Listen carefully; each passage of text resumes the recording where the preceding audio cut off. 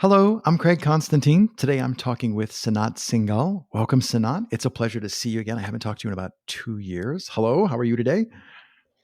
Yeah, hey Craig, it's great to catch up and be on the podcast. And yeah, I'm doing really good. It's a really nice day out, and just been I'm walking seeing the around. sun coming in through your window. We were talking about weather. And when we started talking, we get on the call and we're like a little chit chat. And you and I were talking a little bit about interviewing and a little meta, right? Like we're doing interviews, like Mhm. literally in the moment. And my first thought, my first question I have is around what are you, so your podcast is interview format. What are you trying to accomplish with your show? What's the thing that you want to get out into the world, or the change that you want to see in the world because of your work? Yeah,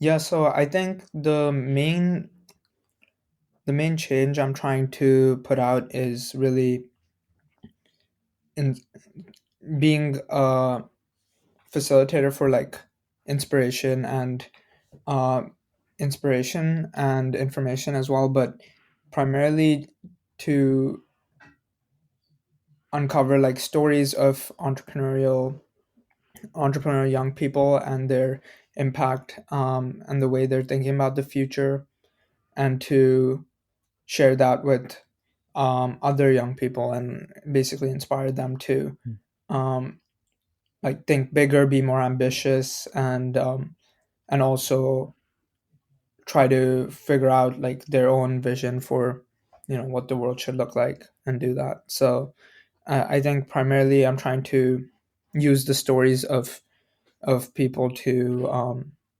spread more like ambition and like inspiration.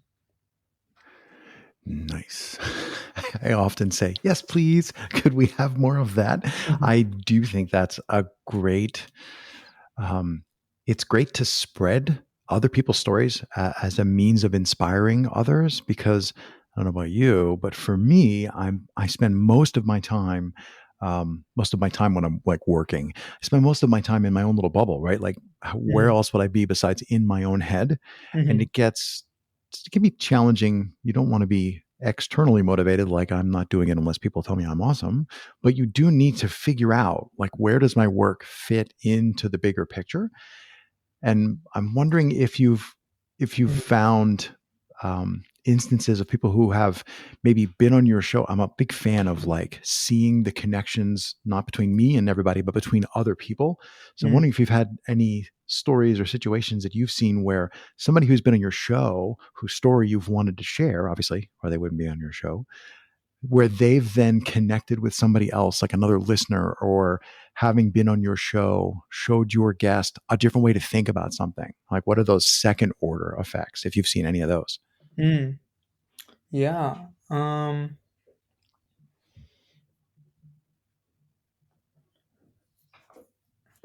think there's been a couple instances where, like one instance was I had someone on my show, and he had he had basically a student reach out to him, saying that he had listened to the podcast and wanted to connect and yeah, learn more about his like business and his experience at a particular university as well.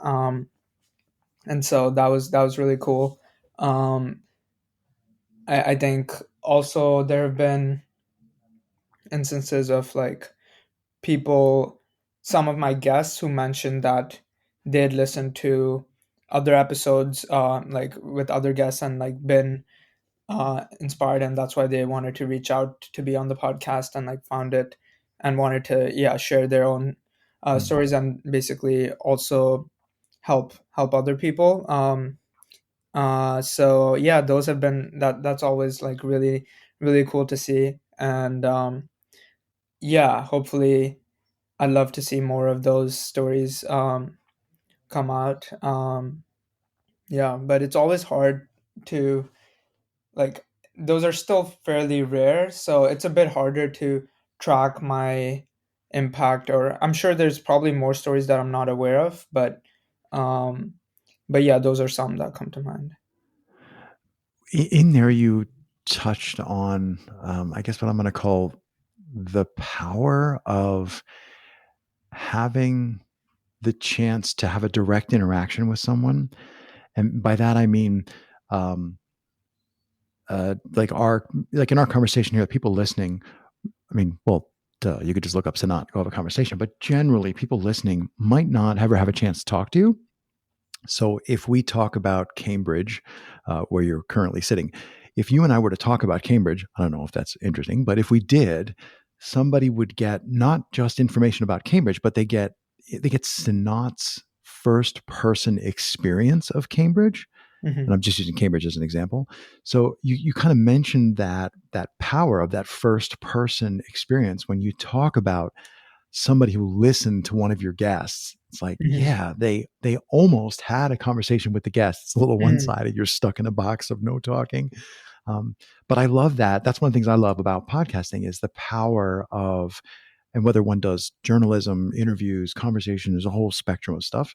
The power of, as a podcaster, we get the privilege, the opportunity, the delightful chance to share. You know, in this case, I get to share Sanat with the world, and that's I was like, yeah, that's I love that.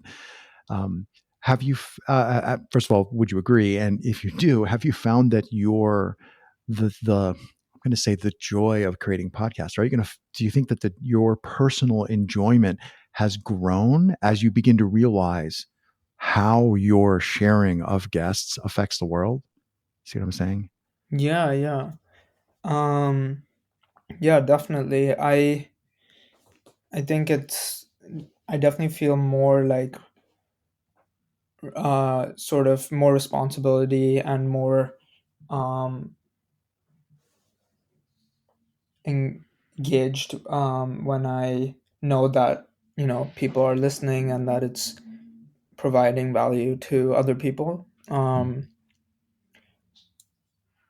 Yeah, I think it's definitely a factor, but at the same time, um, I think when there were like not as many people listening, I think, or when I don't think about the listener, there's also some benefit to like sort of focusing on trying to channel my own curiosity and interest, and basically using that as to drive the conversation instead of sort of worrying about whether this will um, be useful to other mm, people, because I think often, yeah, stuff that I'm curious about and that episodes where I feel like really um, engaged, and I feel like I'm learning a lot personally, they tend to be also useful to other people. So yeah, I think that's probably um, something I'm more trying to become more comfortable doing, is just following my own curiosity. mm. Oh, sometimes I want to just press stop without saying another word. Like, that's awesome. Let's just end there. But no, if you're listening, do you know what I'm about to do? Sanat, what's the name of your show? It's called 21st Century Visionary. And what episode number are you on? I have Give or to give or think take a about few. this. I think it's 43 or 40. Okay. 42. That's awesome. People listening, you should have known I was about to do this. That's awesome because I'm a podcaster. I said before, most of the things I do about podcasting are in my own little bubble. And I know you are in the same bubble and everybody out there who make podcasts. And it's lonely, right? It's hard work. And I just like to take any chance I can to say to podcasters, that's awesome. 43, 42, 39. That's awesome. That's way Yeah. beyond this was a fad or, I thought it was cool. So I did it. That's really cool. So congratulations on having gotten that far. Can't wait to see where you're going to be in another 40 episodes. Is there anything about podcasting that's currently a challenge for you? Something that's like, oh, I got to figure out how to, or something like that? Mm. Yeah, so I mean, right now I'm actually transitioning and thinking about like where to take the podcast next. Um, I've I've been mainly interviewing. So for the first part of the podcast, I was mainly, not super selective with guests, or uh, yeah, pretty broad. pretty broad sort of guest selection and focus. So I was interviewing, a lot of young entrepreneurs who were doing sort of impactful companies, but I wasn't trying to. It wasn't focused on like a specific niche per se within entrepreneurship. And I also interviewed like professors or like more seasoned entrepreneurs at times. So it was pretty like open, and I'm now basically thinking about how to narrow my focus and like make it more um, tailored towards like entrepreneurs pursuing who are intentionally pursuing very impactful routes and Mm. doing working in areas that could affect like the future. Um so so yeah, in that transition, I'm that's sort of the challenge, is like figuring out whether I should continue doing that within this podcast, start a new one, and then also what kinds of what kinds of guests to have on, and yeah, other aspects of how to run that. But I think that's mainly where I'm at right now. So I haven't published a new episode in like around a month, I think. And so basically basically thinking about how to reposition. Where do you think that, uh, let's call that a mindset shift? Where do you think that mindset shift came from? Like, is it, Hmm. did you have a particular interview that gave you a new idea, or is it like just where you are in your life, or like that's it's not a Yeah. huge transition, but what where did that come from? Yeah. um I think one is I realized while doing the interviews that for some of them, I was sort of like picking guests um that seemed seemed like in theory good or seemed to fit the bill, but weren't people I was particularly excited to talk to necessarily, or like, yeah, or I didn't necessarily think they were um yeah, I basically wasn't particularly intrinsically excited to talk to them. So I that was one thing where I was thinking about, like, who are people I actually would be more excited to talk to, and instead of just picking instead of just yeah picking people who like came my way sort of, or like Mm, who I heard about and just reached out to without much thought. And also I was doing it sort of, yeah, it was sort of becoming mechanical, where I was like publishing episodes uh for sort of the sake of getting them out, instead of thinking about, yeah, like what the impact would be, and whether it is like whether I actually my processes um are ideal. Because one thing is I realized I wanted to spend more time actually researching before the interview, and like not just try to churn them out, but like really try to find the best, find the most useful bits from people's story and insights, and go deep. So that was sort of the realization I had, and just generally sort of wanting to take it to the next level. And also I was sort of personally realizing like that my views about impact were like basically my views about impact changed a lot over the last year or so. And like um I just yeah it just became more specific in what I thought, in what sort of businesses or like organizations I thought are actually significantly impactful, on society and like the future. So those are sort of the main reasons. do you find that like it can be a deep rabbit hole, right? You start thinking about what's the, here are 10 people that I can see on my radar screen. Which of those would be a good person to be on the show? And then I have to do the logistics work of connecting with them, and then I have to do research and question. Like that's a deep rabbit hole before you even get to press record. And then, of course, we all know about the deep rabbit hole, which Craig completely avoids, perhaps to my show's detriment. The deep rabbit hole in post production of like, well, now let's edit this thing down into something that each of us, producing feels is meaningful. How do you figure out how much to go like in by yourself, how much to go into the person and the topic and the material? How do you figure out how far to go?